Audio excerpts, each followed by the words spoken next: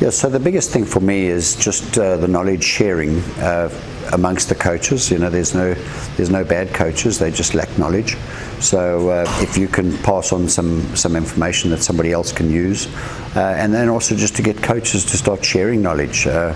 You know, you're never going to know it all, and it's great to learn from somebody else who's tried it, so you don't have to go and try it and fail, so you can just fast track it, I suppose.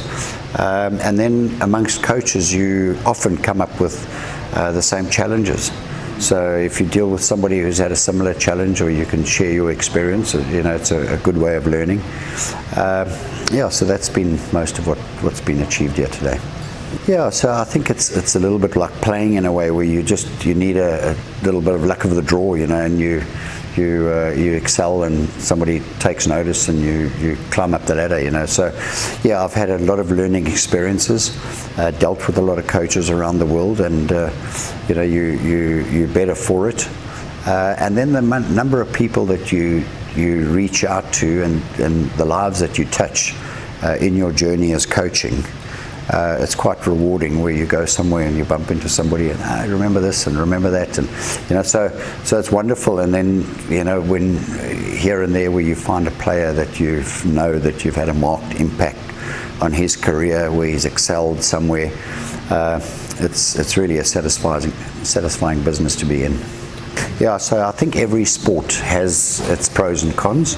And the multi-use of sports, learning from different coaches, coaches that emphasize this, players that emphasize that, I think it just it creates a diversity that makes it pretty unique to South Africa, that we have the sort of surrounds to be able to do what we do, the climate conditions, and then all the different sporting codes, and culturally we're just so different. So you're always learning, and that's the beauty, I suppose, about being in sport, and it's about it's the same for life, I suppose.